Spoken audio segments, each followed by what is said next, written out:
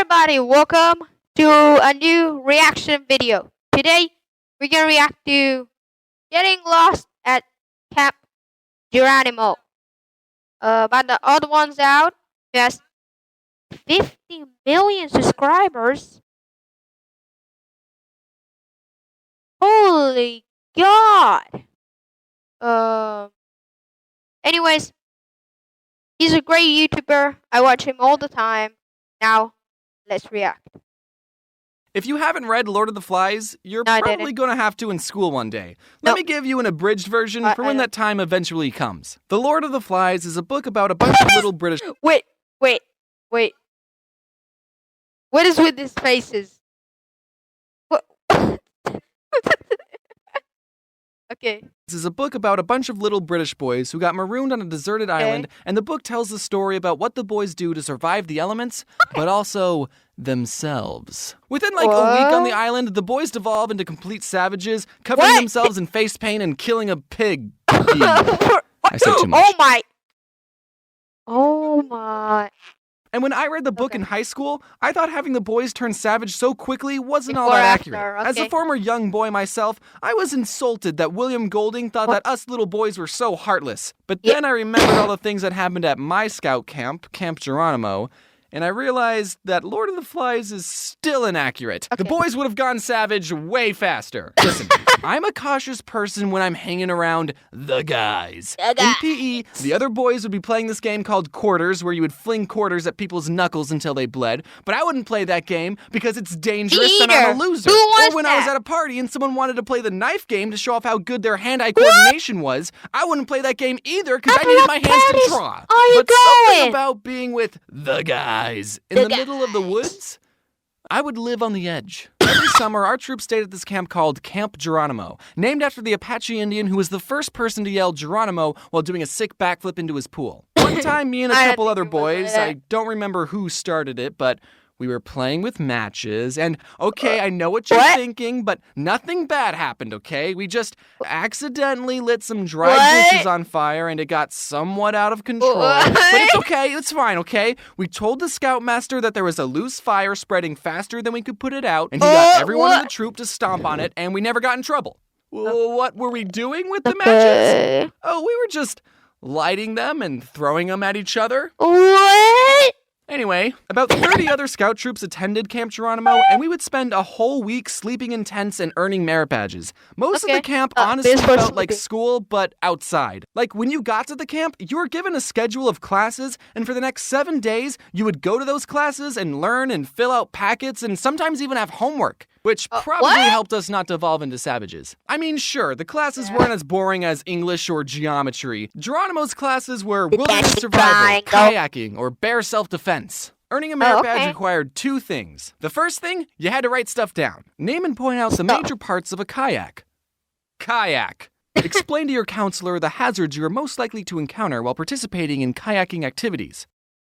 Bears. And the second part of the merit badge, you had to actually go out and do stuff. Capsize the kayak, swim it and the paddle to the shore, and if you don't make it, the bears will get you. I never got the kayaking merit badge. You had to be at least 12 to go to Geronimo, but you could go as an 11-year-old if a parent was coming with you. And at the time, my dad was a camp counselor. My birthday was May 14th, and Geronimo was at the end of May, so I barely made the cutoff as the youngest person going. Geronimo was a big step from spending 3 days at Cub Scout Day Camp to spending a week in the wilderness. What made it worse was I was going to be spending a whole week with all the mean older scouts and my dad. There was this one scout named Paul. When I was... Wait a second.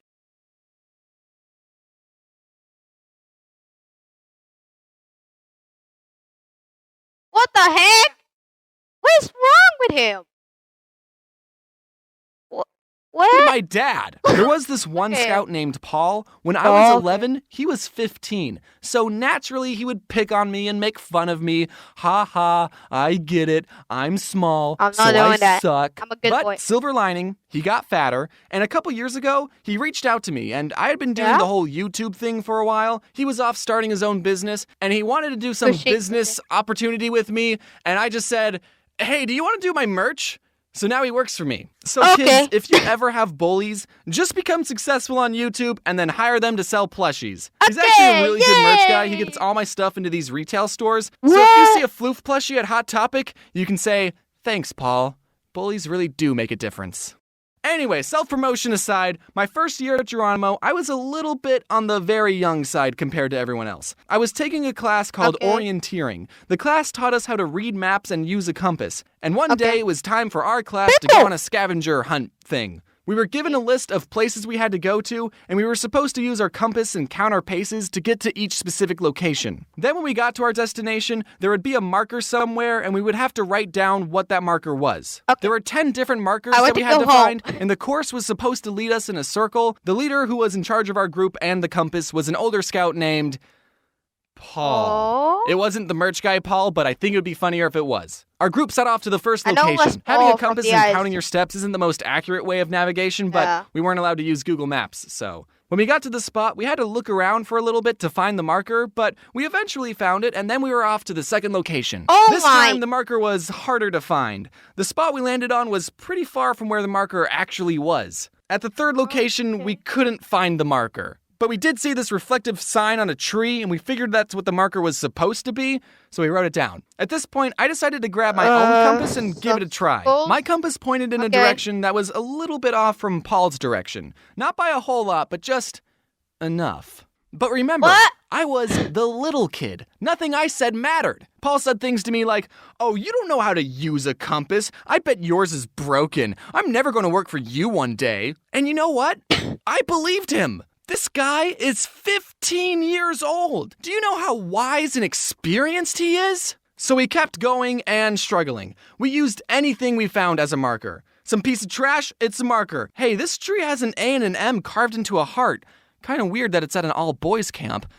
Do you think that it's a marker? Eventually, we all had to admit that we were completely lost. The other boys told Paul to hand over his compass, and Paul reached into his pocket, pulled out his compass, and 2 buzz magnets. Buzz magnets are magnets that are shaped like a bullet, and you can throw them up in the air, and they make this cool buzzing sound. They sold them at the camp store, so that's why Paul had them. And everyone immediately figured out why we were lost. For those of you who don't know how compasses and magnets work, I don't know either. I think it has something to do with them coming from outer space. A compass is supposed to point to the magnetic North Pole, and a magnet will mess up the direction a compass is supposed to point in. Paul's compass wasn't pointing to his pants the whole time. We would have been suspicious if that had happened. But because his compass was right next to a magnet, it got uncalibrated. And then we all got lost in the woods and died.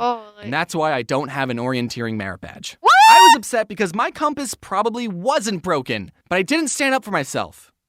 Because I don't do that. I have more Camp Geronimo stories, like the time me and my friend threw a Ziploc bag full of water at the older kid's lean-to, and then I ran away so fast that I threw up.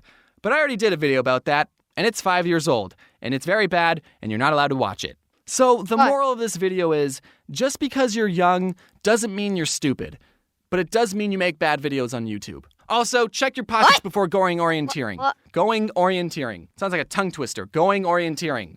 Going orienteering. Going orienteering. Well, that was my Camp Geronimo experience. It was a lot of fun. Okay. Also in some savages. Very fast. Very, very fast. That was a great video. Hope you make some more. And this was my reaction to getting lost at Camp Geronimo. See ya!